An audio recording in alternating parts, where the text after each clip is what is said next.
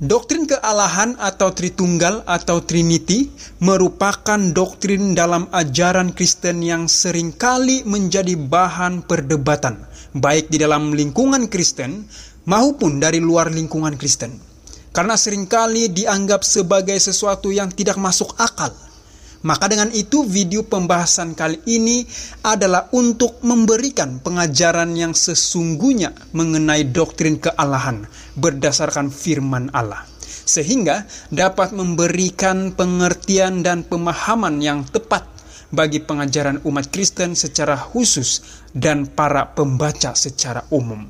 Oleh itu pertanyaannya, apakah Allah orang Kristen ada 3?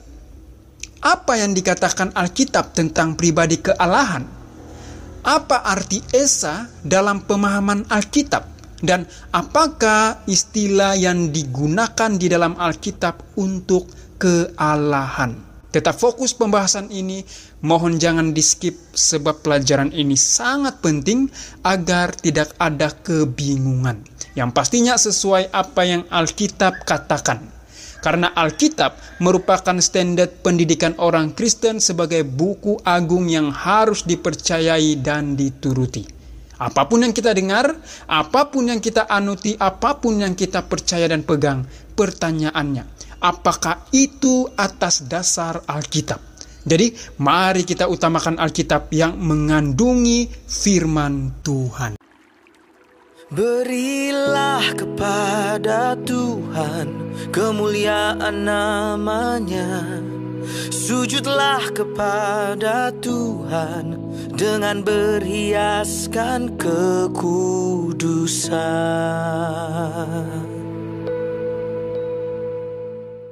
Apakah istilah yang digunakan di dalam Alkitab untuk kealahan? Dalam Kolose 2 ayat 9, dikatakan di sana, di dalam Yesus berdiam seluruh kepenuhan kealahan. Yang kedua, kita boleh lihat itu dalam Kisah Para Rasul 17 ayat 29, dikatakan di sana keadaan ilahi. Yang ketiga, Roma 1 ayat 20, dikatakan keilahian Tuhan dapat nampak pada karyanya. Dan yang keempat, istilah Trinitas adalah istilah manusia untuk memahami keberadaan Allah. Nah, mari kita lihat beberapa terjemahan istilah untuk kealahan. Yang pertama, Lord, Tuhan, atau Yahweh dalam bahasa Ibrani. Yang kedua, Lord, Tuhan, atau Adonai dalam bahasa Ibrani, atau Kurios dalam bahasa Yunani, yang artinya gelar yang disembah. Dan yang ketiga, God, Allah, atau Elohim dalam bahasa Ibrani, atau Theos dalam bahasa Yunani, juga berarti gelar yang disembah. Alkitab cukup jelas menyatakan tentang keesaan Allah. Nah, mari kita lihat dalam Perjanjian Lama dan Perjanjian Baru bagaimana pernyataan tentang keesaan Allah ini. Mari kita lihat di dalam Perjanjian Lama.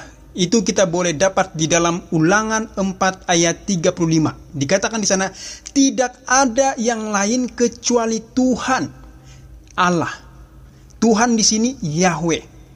Yang kedua, kita boleh lihat itu di dalam Ulangan 4 ayat 39. Dikatakan di sana, Tuhanlah Allah yang di langit di atas dan di bumi di bawah, tidak ada yang lain. Tuhan di sini disebut Yahweh dalam bahasa Ibrani. Yang ketiga, kita boleh lihat itu di dalam Ulangan 6 ayat 4. Dikatakan di sana, Tuhan itu Allah kita dan Tuhan itu Esa. Tuhan di sana disebut Yahweh dan Allah di sana disebut Elohim dan Esa disebut Ehad. Dan yang keempat, pernyataan keesaan Allah ini disebut dengan Shema, yaitu pernyataan iman orang Israel yang diucapkan paling tidak 2 kali dalam sehari melalui doa-doa mereka kepada Allah. Nah, keesaan Allah dalam Perjanjian Baru pula terdapat di dalam Markus 12 ayat 29, dikatakan di sana, Tuhan itu Esa. Yang kedua, kita boleh dapat itu di dalam Yohanes 17 ayat 3. Di sana dikatakan Allah adalah satu-satunya yang benar. Yang ketiga, 1 Korintus 8 ayat 4 sampai 6. Dikatakan di sana Allah yang Esa, satu Allah yaitu Bapa dan satu Tuhan yaitu Yesus Kristus. Yang keempat, Efesus 4 ayat 4 sampai 6, satu roh, satu Tuhan, satu Allah. Yang kelima, kita boleh lihat itu dalam 1 Timotius 1 ayat 17. Dikatakan di sana Allah itu Esa. Dan yang keenam, 1 Timotius 2 ayat 5.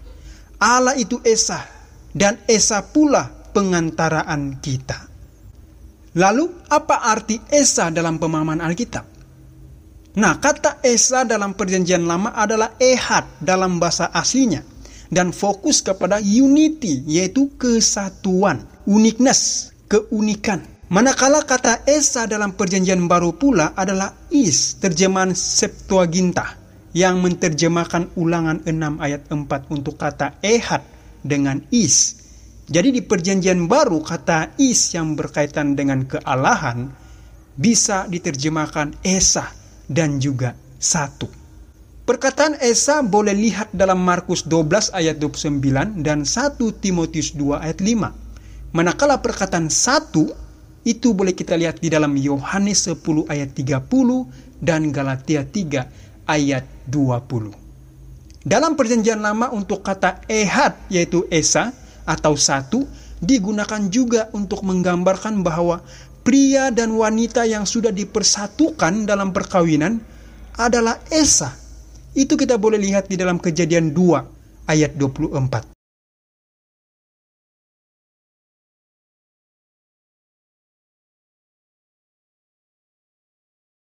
Yang pasti apa yang dinyatakan dengan jelas di sini tentang sifat dasar Allah atau bahasa Inggrisnya nature of God, yaitu kesatuan dari elemen atau pribadi yang berbeza, yang dalam bahasa Inggrisnya a unity of distinct parts or elements. Selanjutnya, apa yang dikatakan Alkitab tentang pribadi kealahan? Pertama, kita boleh lihat di dalam Kejadian 1 ayat 26. Dikatakan di sana salah satu oknum kealahan mengajak oknum kealahan yang lain terlibat di dalam penciptaan dunia dan manusia. Itu boleh kita bandingkan juga di dalam Kejadian 3 ayat 22 dan Kejadian 11 ayat 7. Yang kedua, apa yang dikatakan Alkitab tentang pribadi kealahan? Itu kita boleh lihat di dalam Yesaya 48 ayat 16. Di mana firman Tuhan berkata, Tuhan Allah mengutus aku dengan roh-Nya. Tuhan Allah itu Bapa mengutus aku. Aku di sana adalah anak Allah, yaitu Yesus Kristus. Dengan roh-Nya. Roh-Nya itu adalah Roh Kudus. Jadi kita boleh lihat di dalam Yesaya 48 ayat 16 ini ada Bapa, ada anak Allah, dan ada Roh Kudus. 3 pribadi. Yang ketiga, apa yang dikatakan Alkitab tentang pribadi kealahan? Boleh kita lihat di dalam Yesaya 42 ayat 1. Dikatakan di sana, aku telah menaruh rohku ke atasnya. Aku di sini adalah Bapa menaruh rohku, roh di sini adalah Roh Kudus, ke atasnya anak Allah, yaitu Yesus Kristus.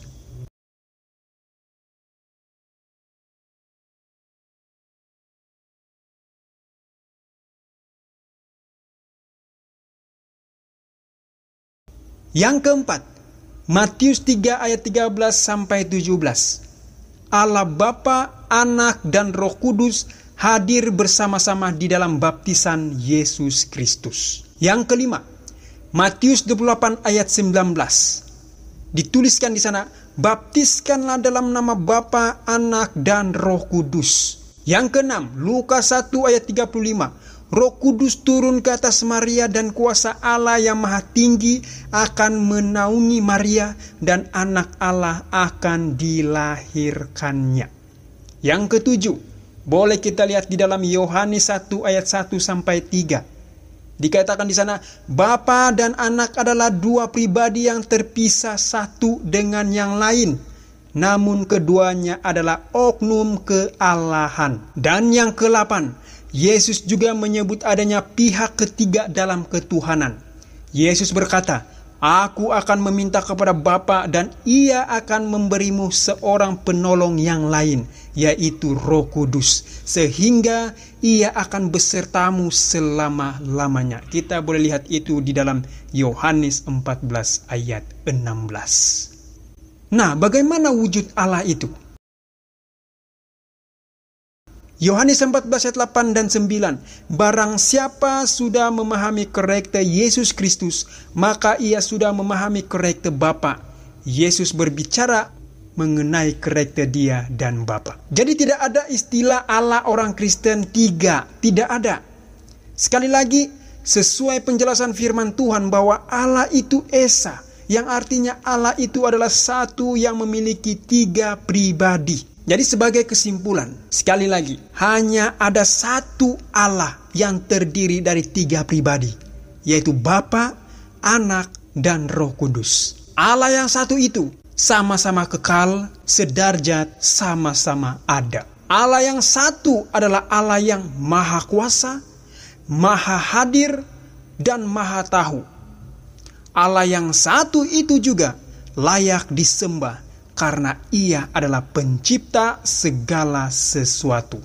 Dan kita dapat mengenal Allah melalui apa yang Ia telah ciptakan, melalui firman-Nya, serta melalui Yesus Kristus.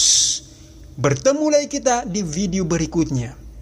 Tuhan Yesus memberkati kita semua. Amin.